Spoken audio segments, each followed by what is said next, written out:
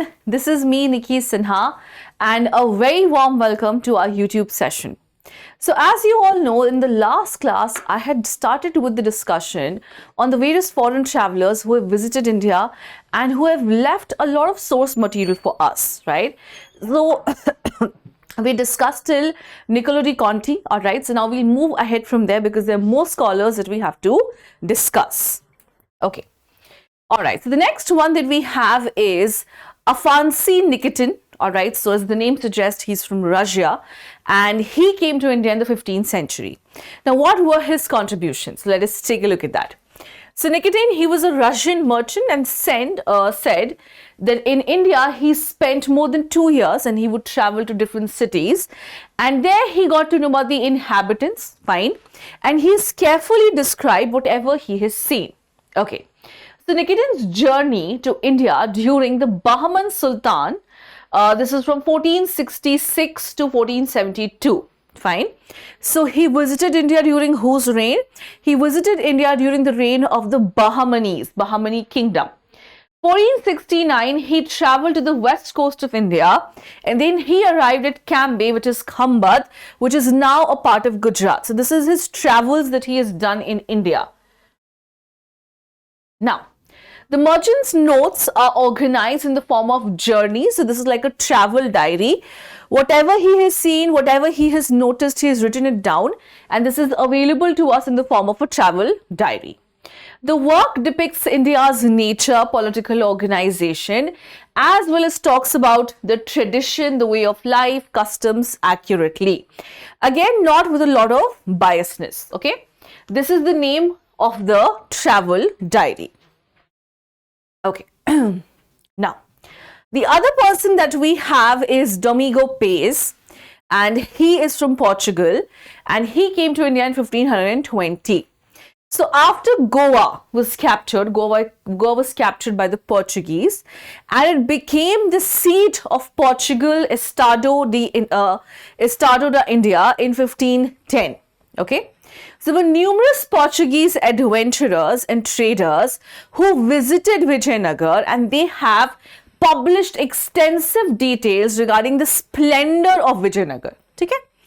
Domingo Pais was also one such adventurer from Portugal. Fine. The most valuable writing that Domingo Pais has written is between 1520 to 1522. Okay. So this is the time period that he was here in Vijayanagar and he has noticed quite a few things and he has written about the Vijayanagar Empire. If you all remember your class 12th, you would remember that there's a lot of references to him in the class 12th chapter on the imperial capital of Vijayanagar. Now, Pais has described his voyage to Vijayanagar during whose reign? During Krishna Dev Raya's reign in a detailed manner, guys, in a very, very detailed manner, alright? And it also covers in details the similarity, alright, the similarity of Vijayanagar's military structure called the Malankara system, fine, and the yearly royal Durga Puja, fine. So this system is also known as which system? This is also the system of Amar Nayak, if you all remember. And when we're talking about the Durga Puja, where was this celebrated? On the Mahanavami Dibba, okay. So he has given us details regarding how the celebrations were being done. Okay. Then the next person that we have is Nunes or Fernão Nunes. I'm sorry if the pronunciation is a little off. So he was also from Portugal, and he stayed in India from 1535 to 1537. Now he was a Portuguese horse trader, okay, who may have been in the capital of Vijayanagar during Achyut Raya's reign, and he participated in Krishna Dev Raya's earlier battle. Can you imagine this? Now, he was very interested in the history of Vijayanagar, especially how the city was founded and the career of the three subsequent rulers. So we have Harihar, Bukka, then we have Harihar II, how they consolidated the empire. And not just consolidation, but they expanded at the same rate. they also worked towards the prosperity of the empire, isn't it? So he was really interested in knowing them, and he was also interested in knowing their conflict with the Deccan sultans and the Gajapati rulers of Orissa.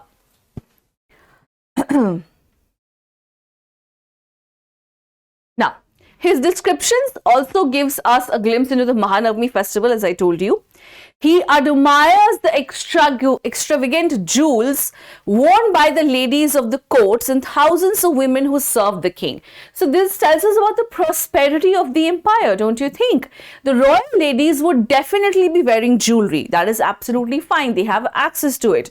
But what about the people who serve the king? They are servants, but even then they also have access to extravagant jewelry, which is an indicator of the fact that empire was a prosperous one.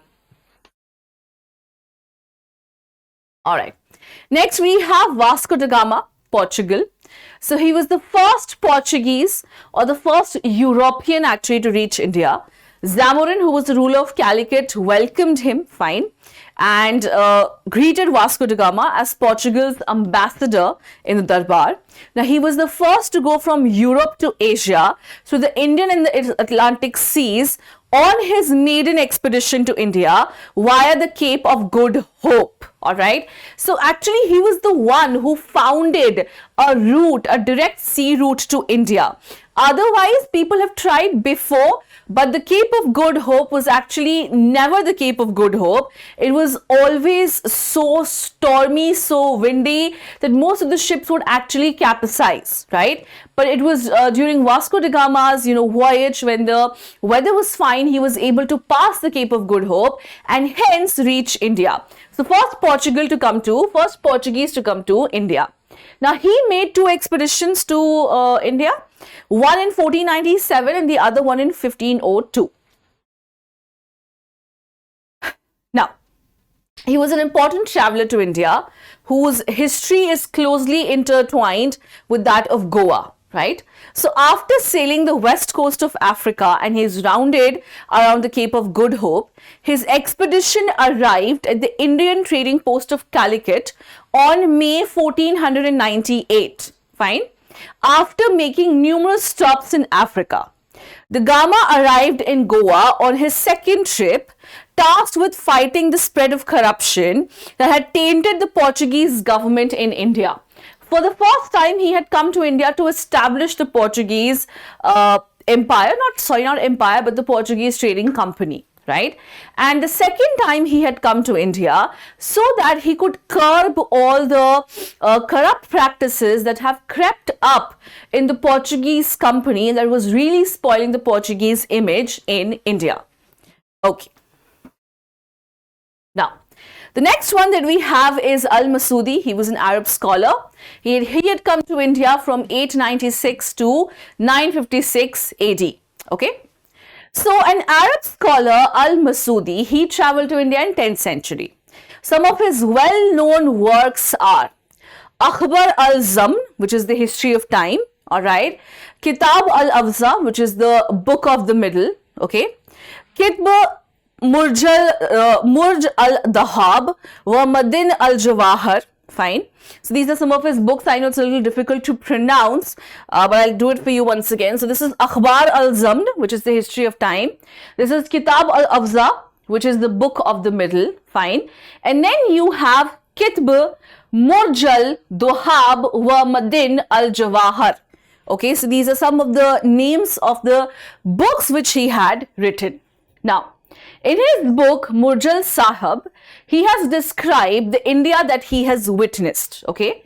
And it examines India's political, economic, and religious histories, all right? Okay. Now, next we have is William Hawkins. Now, he was from Britain, all right?